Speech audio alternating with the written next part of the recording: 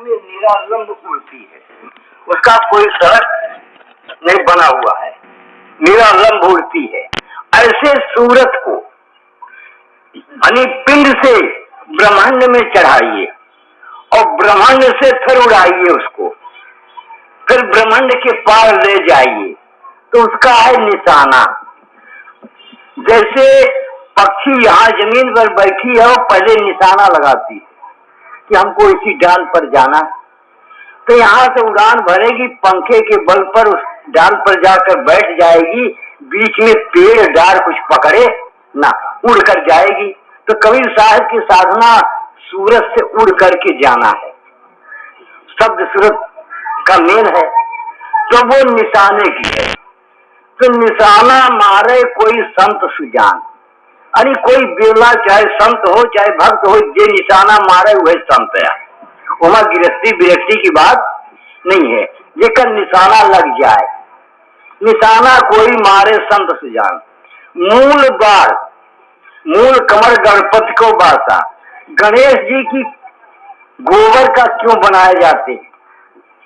गोबर का गणेश क्यों बनाए जाते हैं कि उनका टट्टी के रास्ते पर ड्यूटी है, यानी उस दरवाजे पर उनकी ड्यूटी है कि मल आवे तो दरवाजा खोल दीजिए, अब मल निकल जाए तो दरवाजे को फिर बंद कर दीजिए, ये उनकी ड्यूटी है।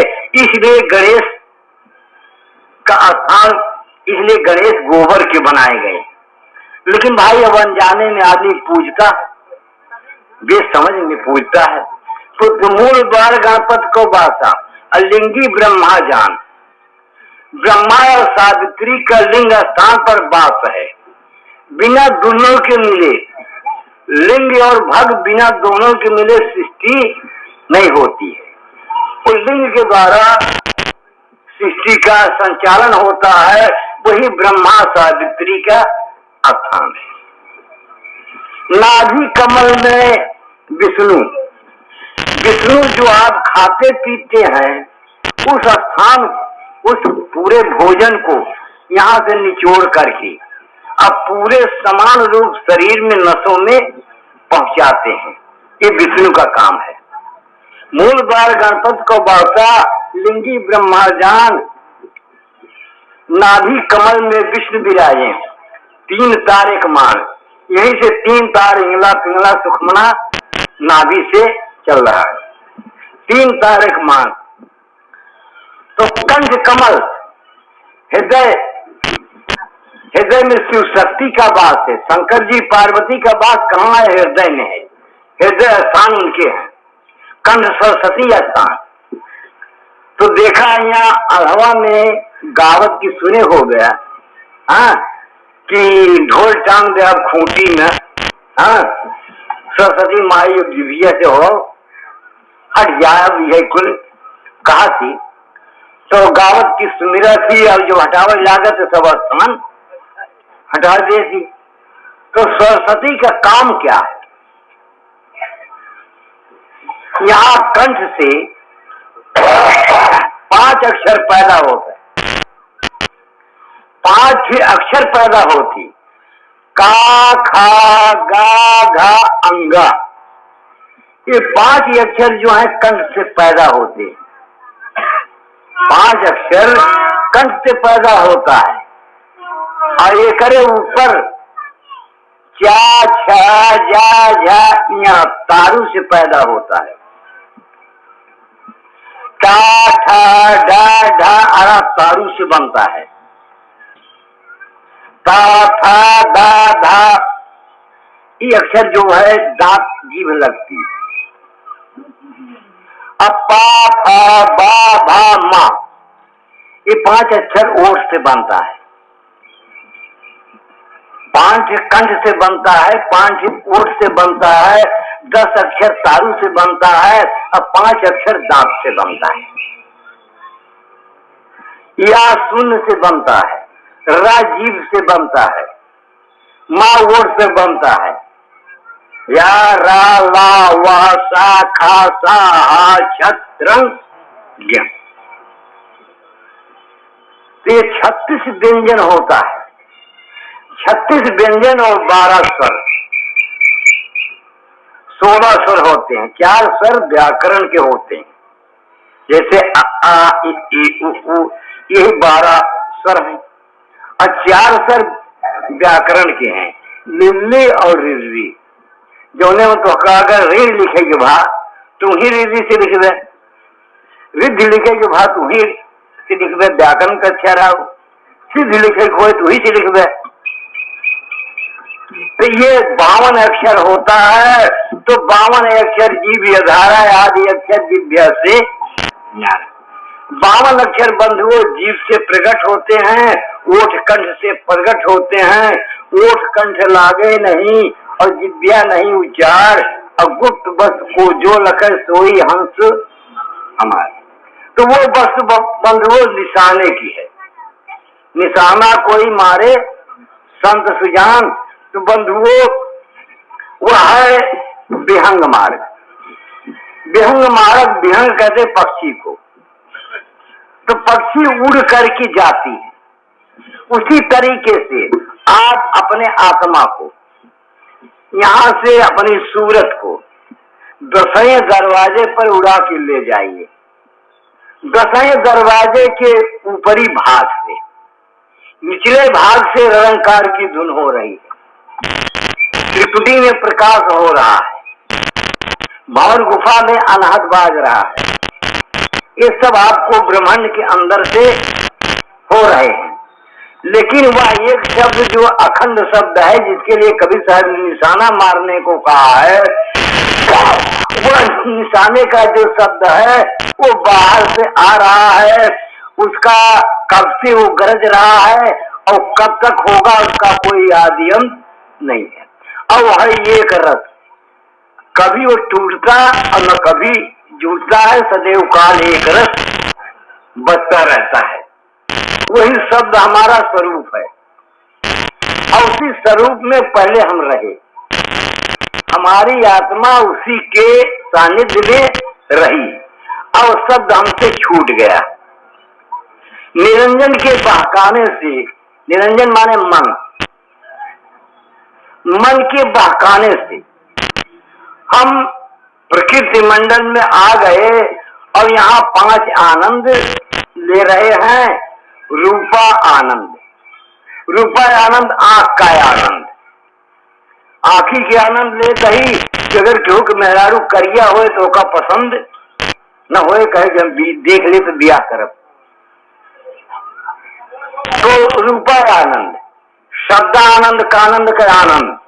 केहू की अगर आप प्रशंसा करते हैं, 100 बार प्रशंसा कर जावा कि आप बड़े धनी, बड़े मनी, बड़े परिवारदार हैं, बड़े विद्वान हैं, बड़े लायक है, सब कह जावा, लेकिन एक बार कह दे कि तू बड़ा चूतिया है, तब तो 100 गण कहा जैसे लड़का 19 डंडी भर रहा था, एक डंडी जान लगती, एक गुल्ली जान पिछू में चली, कहे 19 जड़ गई। वही तरीके से सब में प्रशंसा करा और एक बार कैसे चूतिया है, तब तो कही कि हमने चूतिया हो, तू चूतिया है, तुरंत उलट जाएगा। तो कान जौन बा, कान प्रशंसा सुनना चाहता है, आंख जो है इसका भोजन रूप है, रूप को लेना चाहता है, कान प्रशंसा सुनना चाहता है, नाक सुगंध लेना चाहता है। जहाँ अगर फुलेल पुष्प वाटिका मांगता होगा, अगर बत्ती मांगत होए हुआई होए कि कितना बड़ा निपुरा हो जाए कुल हमहिन सूंघ ले, लेकिन अगर कदर टट्टी माँ गंधाए लागत है तो वहां जान लगे निपुरा दवाई इंजाज है कि निपुरा न हो तो ठीक रहा।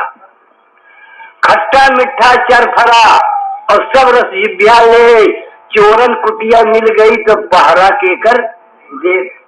यानी खट्टा मीठा चरफरा जो 6 प्रकार के भोजन है, खटरस व्यंजन है, इसको जान ल कि जीभ रानी खाती पीती हैं, लेकिन ऐसे उनका संतोष नाय भा, तो कहें कि हे आई अंडवा लगते तो अंडा ले आए तल के भोग जीभी बटा दें, तो संतोष नाय भा, तो कहें कि हे अरे जवन जैसे अंडवा बनत मुर्गिया, तो मुर्गिया ले आए हो काट पीट के तावा तल के हो खाए हैं, तब संतोष नहीं था।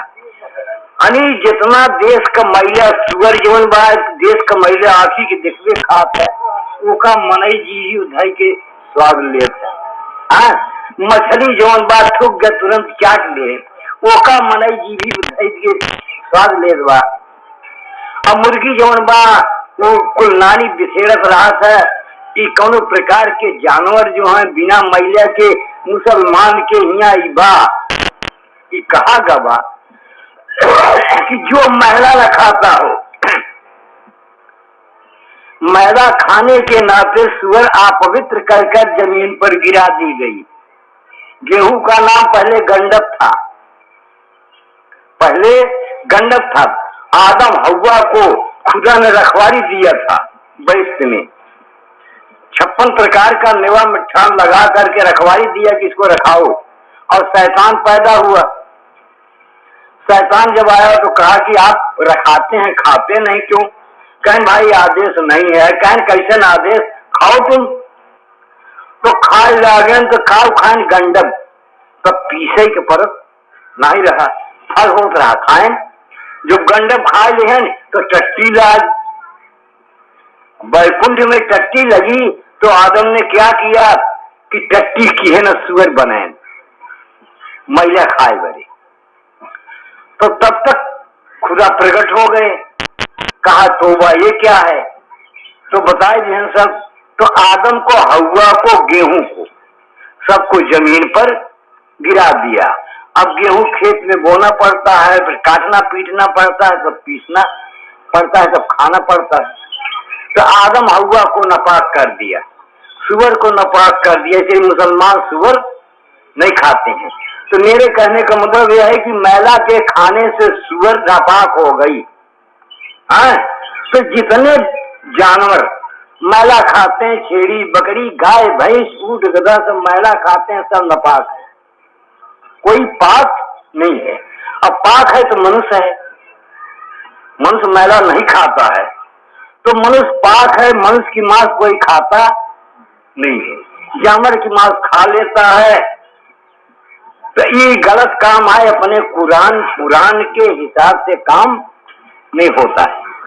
कुरान में ऐसा बात लिखा नहीं गया है कि मुर्दा खाना चाहिए, तो मुर्दा खोरी लिखा हुआ है कि जो जानवर मरा हुआ खाता है वो मुर्दा खोर है।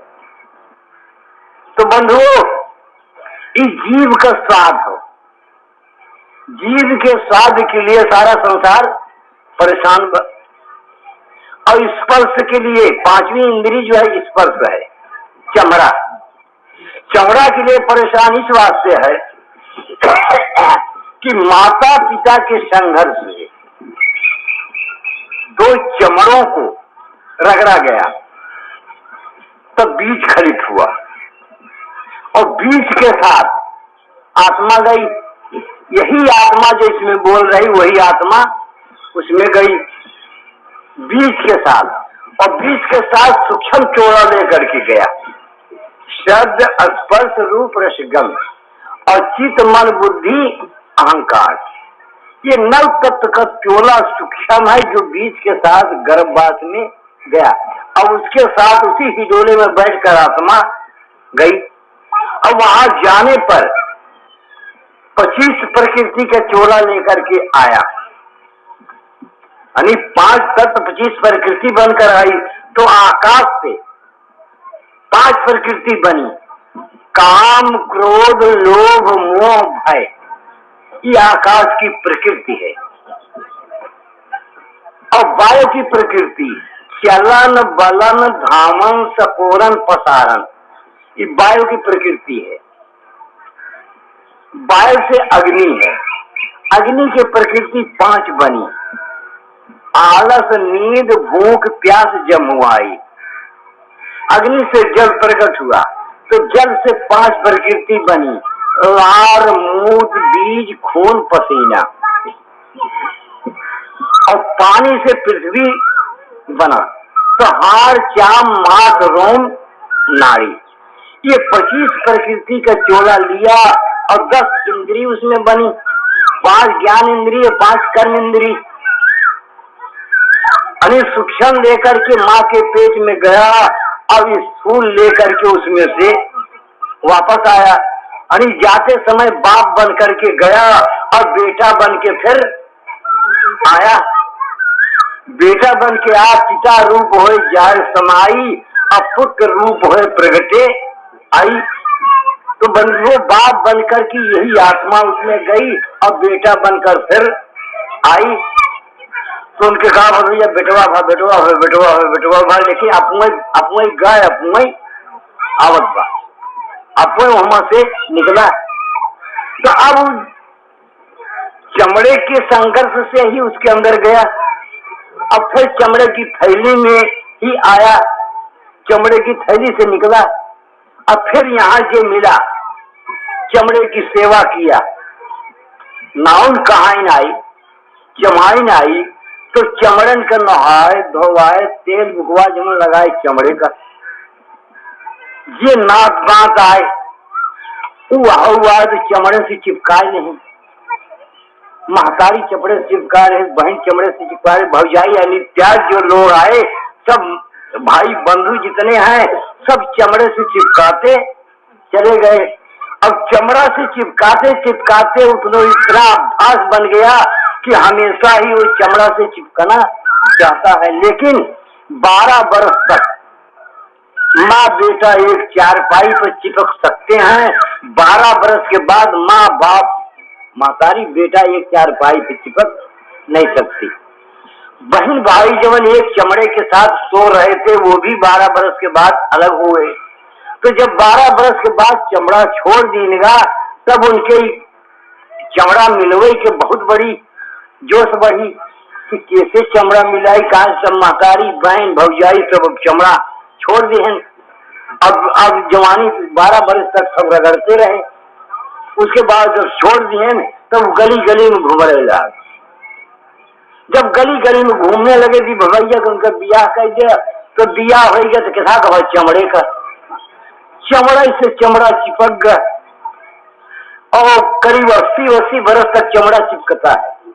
उसके बाद चमड़ा फिर छूट जाता है कि वो आंखी से दिखात ना है, काने से सुनात ना है, निगुरा से सुगात ना है, दांत गिर जाता है, उससे रस नहीं मिलता है, चमड़ा सब झूल जाते हैं, उससे स्पर्श नहीं होता है। तो कहन कि भैया हम तो बढ़ के बटौना कायम रही थे, अब बूढ़ा जौन बात छोट कायम रहा थी, तो अगले 80 बरस ना ही अलगव जीव है। अब बुढ़ाई दांत जो चमड़ा नहीं चिपकत तो अलगव जीव होगी। हाँ, तो ये स्पर्श की इंद्रिय हो, यही 5 इंद्रियां हैं जिसके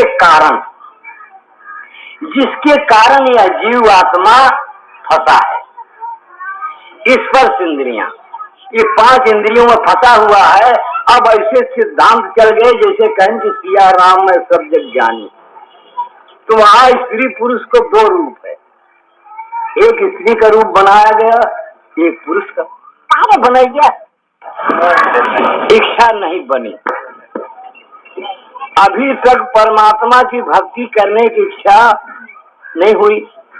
तो यही भजन हमारे महात्मा जी ने गाया था, 5 सखी के संग में हिलिन तू भरने गई पानी, और संग की सखिया दूर निकल गई तू धन कहाँ कौन।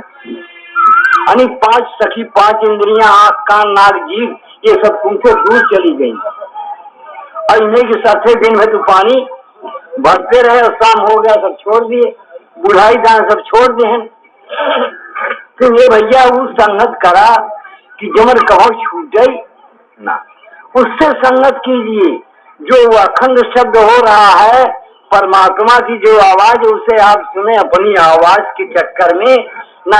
आपकी आवाज 52 अक्षर की है, वह आवाज परमात्मा की स्वयं की आवाज है, उसी आवाज को सुनना भजन है।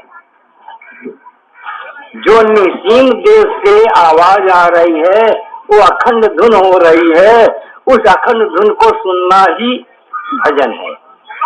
उसी से अपने को जोड़ देना मुक्ति है,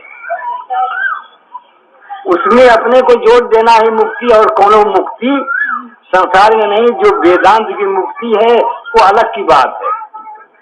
वो सामीप, सारूप, सारोज्य, सारूप, ये 4 प्रकार की मुक्ति। स्वरूप जैसे हम साधु है तो साधु हो गए, स्वरूप मुक्ति है।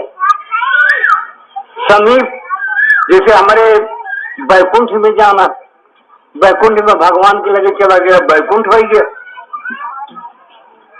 सायुज ज्योत में ज्योत समा जाना, साल लोग बैकुंठ में चले गए। कि ये चार तरह की मुक्ति वेद की है और चार ही पदार्थ वेद में बताया गया, अर्थ धर्म काम मोक्ष, ये चार ही पदार्थ है।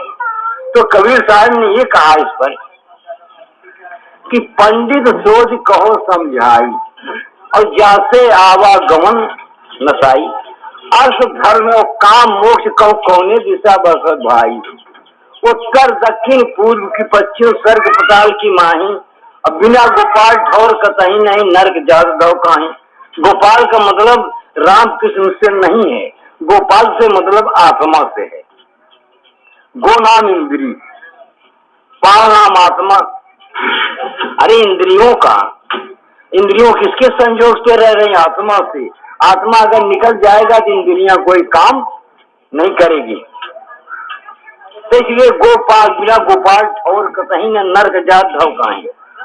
अनजाने को नरक स्वर्ग है, हर जान को खाएं। यानी अनजान आदमी के लिए नरक स्वर्ग है, लेकिन हर जाने को नहीं। जिसने गुरु को जान लिया उसके बड़े नरक स्वर्ग नहीं। अजय डर से भव लोग डरत हैं, तो डर हमारे नहीं। पाप पुण्य की शंका नहीं, नरक स्वर्ग नहीं जाही।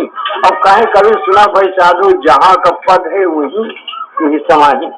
जहाँ का पद है, आत्मा का पद क्या है? सार शब्द है। सार माने सत्य और शब्द माने आवाज। जो आवाज अपने आप होती है उसका नाम है सार शब्द। उसी के छत्र छाया में आत्मा पहले रही।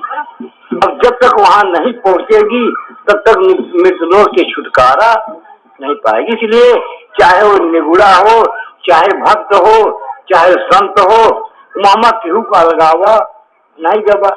बहुत से आदमी कह दिए कि अरे भाई का हमसे सबसे कहा कहा है, कभी शायद तो साधु से कहा था। लेकिन कहा कभी सुनो भाई साधो, अने उमा भाई शब्द लागवा। कहा कबीर सुनो भाई, भाई क्यों कहा है कि ये सब आत्माएं जो हैं वो अमरलोक की बासी हैं, सब एक भाई के समान रहती रही। अब अमरलोक से चली आई, सब शरीर धारण कर ली तो जन्म और मरे के दुख में पड़ गई, आवागमन के चक्कर में फंस गई। इसलिए कबीर साहब कहते कहाँ कबीर सुनो भाई साधु, यानी उसकी साधना करो। सबको, जितने हमारे भाई हैं, जितने हमारे लोग के वासी हैं, सब आए हैं, सबको मिलकर साधना करो, अपने को फिर से वही पहुंचा दो, आवागमन से छुटकारा पा जाओ। बाकी और बाह्य आडम्बर से कुछ होगा नहीं। इधर सब आडम्बर है, आडम्बर में सारी दुनिया फंसी बा। जो बहुत बढ़िया ये मंदिर भाई खूब बढ़िया बनाई जाए तो यहाँ के आदमी हाँ देखा यही गए भाई, वहाँ बहुत बढ़िया मंदिर बना बा, सोने चांदी के मंदिर बना बा, देखो यही चोर गई खोज उठा ले गई। तो इसलिए बंधुओं, जो इसमें आत्मा है वही आत्मा ही मंदिर का राजा है। तेरे पूजन को भगवान बना मन मंदिर आलीशान। ये मन मंदिर जो बना हुआ है 5 तत्व 25 प्रकृति का, इसमें यानी तेरे पूजन को भगवान इसी से जान लगी पूजा हो सकती है। पूजा का मतलब साधना, साधना ही शरीर से हो सकती है। मंदिर मस्जिद में बैठकर साधना नहीं होगी। यही मंदिर है, यही मस्जिद है, इसी में बैठ करके आप साधना कर सकते हैं, घंटा 2 घंटा, चाहे वो कोई भी व्यक्ति हो, सब साधना करे, उस आवाज को सुने। जेकर जानकारी हो वो तो सुनवाई करे, लेकिन जेकर जानकारी ना हो जान ले, जान के उस वस्तु को सुने, आडम्बर को सब छोड़े। आडम्बर से कोई कल्याण नहीं होगा। इसलिए बंधुओं, अब ज्यादा हम न कहेंगे, क्योंकि जो बात रही आप सबके समक्ष। अच्छा, तो अब आप सब इस बात को ग्रहण करें, अपने अपने घर जाइए तो कम से कम 3 बजे रात को 3 बजे रात को उठिए। अगर आपको टट्टी पेशाब उसमें आ गया तो आप टट्टी पेशाब करके बैठे और साधना करें, ध्यान लगाए। उस ध्यान में जो धुन हो रही है, क्योंकि वहाँ धुन एक तो ऐसी हो रही है कि जैसे आकाश सनसन, आकाश की धुन सनसन। कहीं आप बैठ जाइए वहीं तो कहा कि भैया अरे यहाँ से बिल्कुल सनसनाहट बा, तो आकाश का धुन सनसन है, वायु का धुन खटखट है, अग्नि का धुन धाधा है, पृथ्वी का धुन भुक भुक है और पानी का धुन चुलचुल है। ये पांचों शब्द जो हैं आपस में टकराते हैं, टकरा करके दशनाद हो जाते हैं, उसे कहते हैं अनाहत। तो आज का गुरु लोग जो है वो ऐसा करते हैं कि आंख दबाएं तो जो प्रकाश बाहर दिखाई पड़ रहा है वो प्रकाश आपको अंदर में दिखाई पड़ा। जब दिखाई पड़ा, जिससे हम 3 लोग 14 भुवन देख रहे हैं, उसको जब बंद कर ले तो अंदर होगी, तो अंदर में लाइट होगी। तो वह लाइट क्या है? आकाश का रंग श्याम काला, जल का सफेद, वायु का हरा, पृथ्वी का पीला और अग्नि का लाल। ये 5 रंग हैं। पांचों रंग आपको दिखाई पड़ने लगे और आपस में मिलकर टकराने लगे, झिलमिलाने लगे, तो वही झिलमिल ज्योत बन जाती है। अरे उससे भी आप साधना करते हैं, उस साधना को करें तो वो सिद्धि का स्थान। लेकिन ये सब डांटने के बाद साहब की जो साधना है उसमें सिद्धि नहीं है। अरे सिद्धि में सब दुनिया भूली और करामात को माने, और सार शब्द जो निर्विकार है तहाँ न सिद्धि रहनी।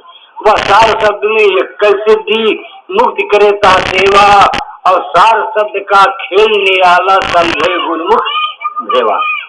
अरे गुरुमुख भेव समझने में आएगा, लेकिन भाई कोई जानकार गुरु मिल जाए, उसको साधना बताए तब तो हो सकता है।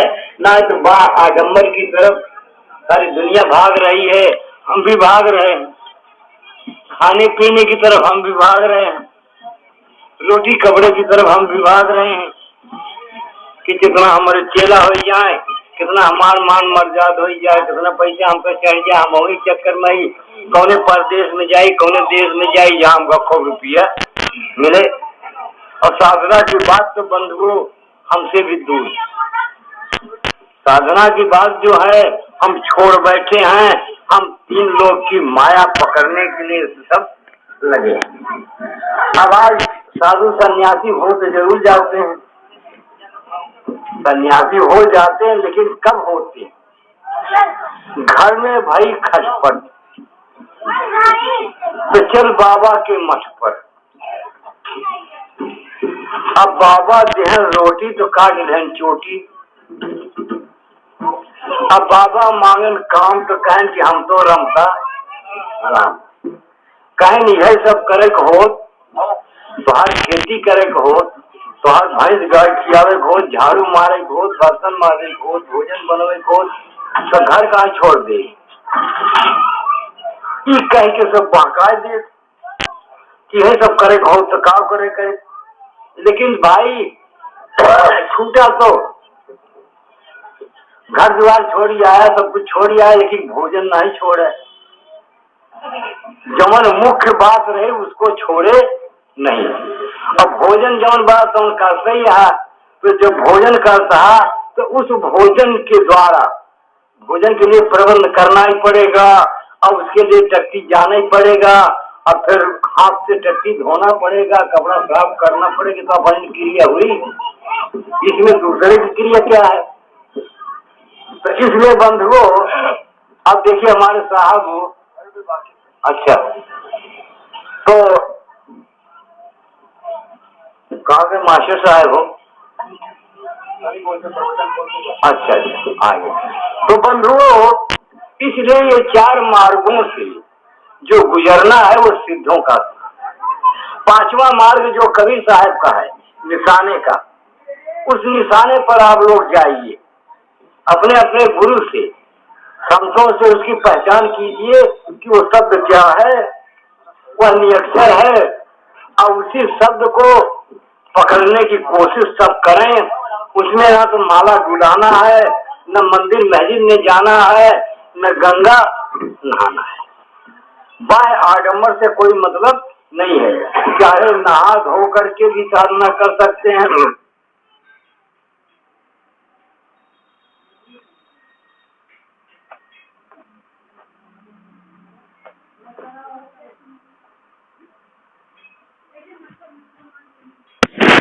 अरे साहिब